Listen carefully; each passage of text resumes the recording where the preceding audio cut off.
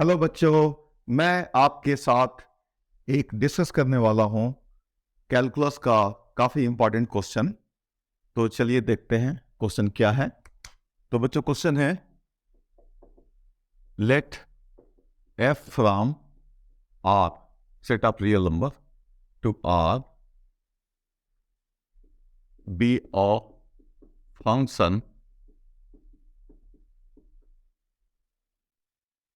which is given by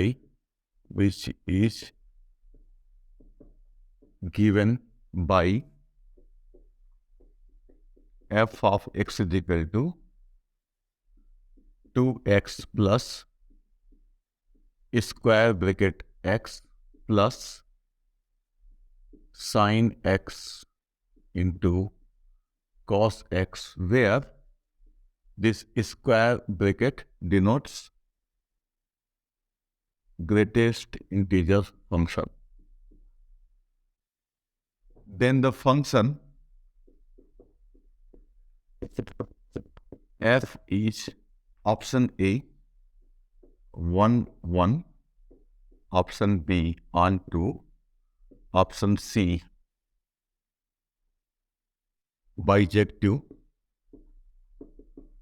and option D neither 1 1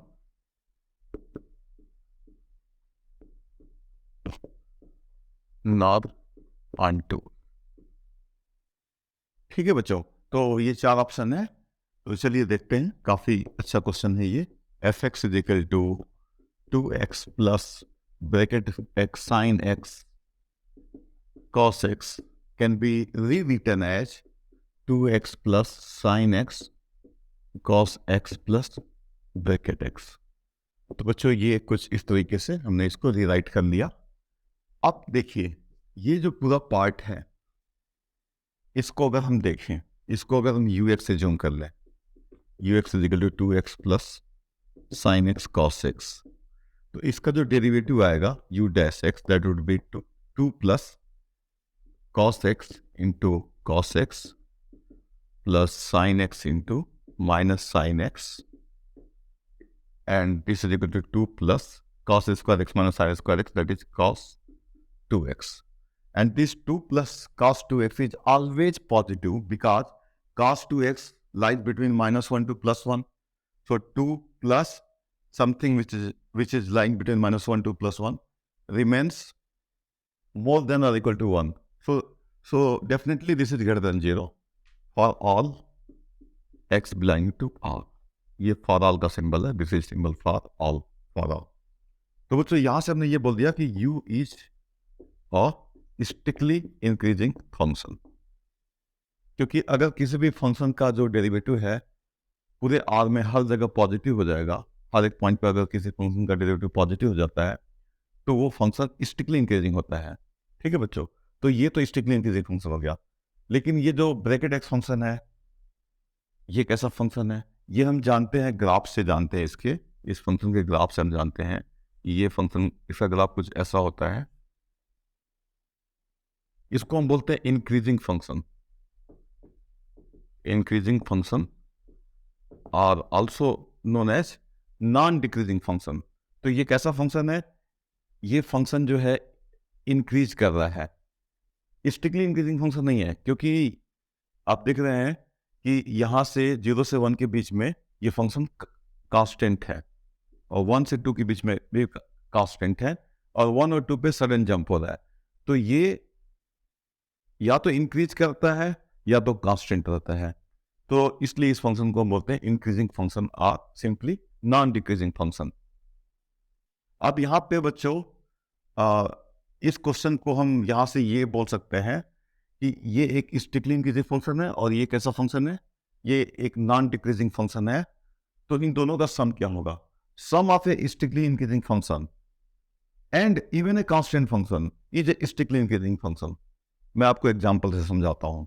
मान लीजिए किसी फैमिली में एग्जैक्टली 2 लोग हैं जो कमाने वाले लोग हैं, और पहले पर्सन की सैलरी हर महीने बढ़ रही है, लगातार उसकी सैलरी बढ़ रही है, और दूसरा जो पर्सन है उसकी सैलरी हर महीने कांस्टेंट रहती है। तो भी जो दोनों का जो सम सैलरी है, दैट इज जो फैमिली का जो नेट इनकम है, वो स्ट्रिक्टली इंक्रीज करेगा।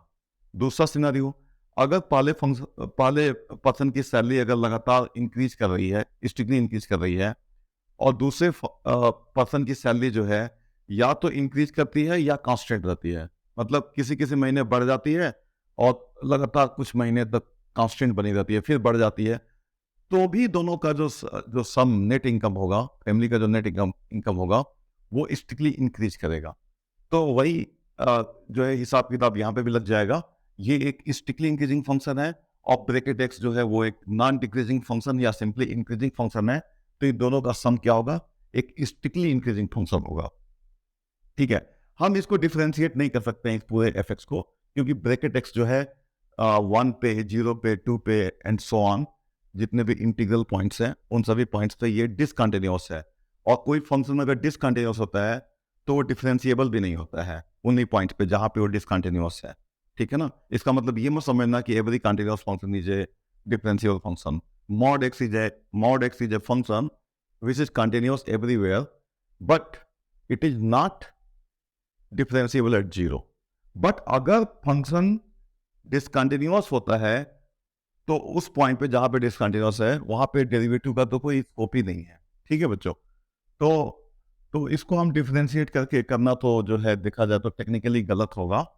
तो इसको हमने डिफरेंशिएट करके कंक्लूजन निकाल दिया कि ये स्टिक्लिंग इंक्रीजिंग फंक्शन है, और ये सिंपली ग्राफ से इसको आप देख सकते हो, इसका प्लेन ग्राफ आप देख सकते हो कि ये एक इंक्रीजिंग फंक्शन है। तो इन दोनों का सम जो है वो स्टिक्ली इंक्रीजिंग फंक्शन हो जाएगा। सो हेंस एफ इज और स्टिक्ली इंक्रीजिंग फंक्शन ऑन आर। और बच्चों अगर कोई फंक्शन लगातार बढ़ रहा है, लगातार स्टिक्ली इंक्रीज कर रहा है, जैसे किसी की सैलरी लगातार अगर इंक्रीज कर रही है तो उसकी सैलरी रिपीट नहीं कर रही है। ठीक है ना? तो अगर कोई फंक्शन लगातार इंक्रीज कर रहा है, स्ट्रिक्टली इंक्रीजिंग फंक्शन है, तो वो 1-1 फंक्शन भी होगा। अब ये ध्यान रखना, जो इंक्रीजिंग फंक्शन है वो कोई जरूरी नहीं है कि 1-1 हो, क्योंकि यहाँ पे ये फंक्शन इंक्रीजिंग है, लेकिन 0 से 1 के बीच में ये फंक्शन अपनी वैल्यूज को रिपीट कर रहा है। 1 और 2 के बीच में भी ये फंक्शन जो है 1.5 पे भी 1 है, 1.6 पे भी 1 है, रिपीट कर रहा है। 1-1 फंक्शन वो फंक्शन होते हैं जिसमें अगर आपका x1 और x2 अलग अलग है तो fx1 और fx2 भी अलग अलग होंगे। मीन्स अलग अलग इनपुट्स के लिए अलग अलग आउटपुट्स होना चाहिए। ठीक है बच्चों? तो every strictly increasing function keep in mind is always a 1-1 function. तो ये फंक्शन 1-1 तो हो ही गया, ये ऑप्शन तो ने लगा ही दिया। ठीक है बच्चों, चलिए अब देखते हैं कि ये फंक्शन ऑनटू है या नहीं है।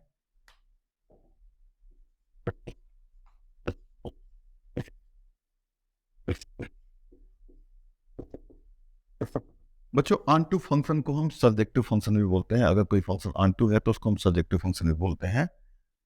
अगर अच्छा इसमें देखिए 2x plus sine X cos x, ये एक स्टिकली इंक्रीजिंग फंक्शन है और इसका रेंज जो है वो r है। क्यों? क्योंकि अगर x इन्फिनिटी पे जाएगा तो ये इन्फिनिटी पे जाएगा, क्योंकि ये तो एक बाउंडेड फंक्शन है। साइन एक्स कॉस एक्स जो है इसको आप लिख सकते हो साइन एक्स कॉस एक्स को sine X cos X equal to 2 sine X cos X upon 2, that is sine 2x/2।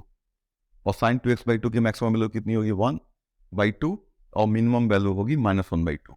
तो 2x और इसका क्या है, ये +1/2 या -1/2, इसी के बीच में लाई करेगा। तो अगर x इन्फिनिटी पे जाएगा तो ये ओवरऑल इन्फिनिटी पे जाएगा, और x अगर माइनस इन्फिनिटी पे जाएगा तो भी ओवरऑल ये माइनस इन्फिनिटी पे जाएगा। और ये कंटिन्यूअस फंक्शन है, इसलिए इसका रेंज जो होगा वो r हो जाएगा। ठीक है, अब ध्यान से समझिए, अगर कोई भी फंक्शन स्टिकली इंक्रीजिंग फंक्शन है जिसका रेंज r है, उसमें अगर आप ब्रैकेट x को ऐड करोगे तो इसमें क्या है, इसमें 1 पे, 2 पे, 3 पे एक जंप डिसकंटिन्यूटी है। जंप डिसकंटिन्यूटी का मतलब ये होता है कि ब्रैकेट x का 1 पे राइट हैंड लिमिट कितना है? 1 है, और लेफ्ट हैंड लिमिट कितना है? 0 है। तो 1 पे एक जंप है, इसमें 2 पे भी इसमें जंप है 1 का। 2 पे राइट हैंड लिमिट कितना होगा? 2, और 2 पे इसका लेफ्ट हैंड लिमिट कितना होगा? 1। तो जंप है। तो बच्चों ये एक स्टिकली इंक्रीजिंग फंक्शन है, और ब्रैकेट x एक ऐसा फंक्शन है जो कि 1 पे, 2 पे, 3 पे जंप कर रहा है। तो ओवरऑल जो होगा इस फंक्शन में भी एक जंप आ जाएगा, इस फंक्शन में भी एक जंप डिसकंटिन्यूटी आ जाएगा। और ये ओवरऑल फंक्शन कैसा है, स्टिकली इंक्रीजिंग है, तो इंक्रीज करेगा 1 तक, मान लो 0 से 1 के बीच में इंक्रीज करेगा, फिर 1 पे एक जंप आएगा, फिर 1 से 2 के बीच में स्टिकली इंक्रीज करेगा और फिर एक जंप आएगा। इस चीज को आप ऐसे देख सकते हो, 0 पे अगर हम देखें अगर limit x is tending towards 0 plus f of x, 0 पे राइट हैंड लिमिट इसका कितना है, तो 0 पे इसका राइट हैंड लिमिट कितना आएगा, ये अगर x 0 पे जाएगा तो 0 पे जाएगा, ये भी 0 पे जाएगा और ये जाएगा 0 पे, तो 0 आ गया। और limit x is tending towards 0 minus f of x कितना आएगा, तो अगर x 0 पे जाएगा लेफ्ट हैंड साइड से भी तो भी 0 पे, ये भी 0 पे, साइन 0 0, और ये हो जाएगा -1। तो यहां पे 1 का जंप है, जंप ऑफ 1। तो बच्चों हर एक पॉइंट पे ये जो फंक्शन है ना, हर एक पॉइंट पे जो इंटीजर पॉइंट है 1 2 3 4 5 और इधर 0 1 0 -1 -2 सब पे जंप हो रहा है, तो ये इंक्रीज करेगा फिर जंप करेगा, फिर इंक्रीज करेगा स्टिकली और फिर जंप करेगा। तो इसलिए इसका रेंज जो होगा, इस फंक्शन का जो रेंज होगा वो आर नहीं हो सकता है। मैं आपको एक और बात बता देता हूँ, जनरल बात बता देता हूँ, अगर कोई भी फंक्शन है, मान लो ux है और इसका रेंज r है, इसका रेंज जो है वो r है, और ये फंक्शन जो है मान लो कंटिन्यूअस है, तो इसमें अगर जब भी आप ऐड करोगे ब्रैकेट x और अगर ये स्टिकली इंक्रीजिंग है, suppose ux is any strictly increasing function whose range is r and it is also continuous, then ux plus bracket x जो फंक्शन होगा उसमें वो कभी भी उसका रेंज आर नहीं हो सकता है, उसमें जंप बीच बीच में जंप आएगा और उसकी वजह से कुछ वैल्यू छूटती चली जाएंगी। ठीक है बच्चों, तो इस तरीके से आप बहुत सारे क्वेश्चंस बना सकते हो इस तरीके से, इस कॉन्सेप्ट का यूज करके। जैसे फॉर एग्जांपल एक्स क्यूब एक कैसा फंक्शन है, एक्स क्यूब एक ऐसा फंक्शन है जिसका रेंज आर है, ठीक है, और ये स्टिकली इंक्रीजिंग फंक्शन भी है, ये ध्यान रखना why it is strictly increasing, because बच्चों एक तो हम स्टिकली इंक्रीजिंग फंक्शन चेक करने के लिए हम एक तो डेफिनेशन यूज कर सकते हैं। डेफिनेशन क्या होता है स्टिकली इंक्रीजिंग फंक्शन के लिए, क्या होता है, x1 is less than x2 implies phi x1 is less than phi x2 for all x1 x2 belonging to जो भी इस फंक्शन phi का डोमेन है। तो ये जो फंक्शन phi होता है वो कहलाता है strictly increasing function in the given domain D। तो एक तो हम यहाँ पे देख सकते हैं कि अगर x1 x2 से कम है तो fx1 fx2 से कम होगा, क्योंकि fx2 माइनस fx1 क्या होगा इस केस में, x2 cube minus x1 cube, and उसको फैक्टराइज करके आप चेक कर सकते हो फाइनली कि that would be always positive. तो इसलिए ये एक स्टिकली इंक्रीजिंग फंक्शन है।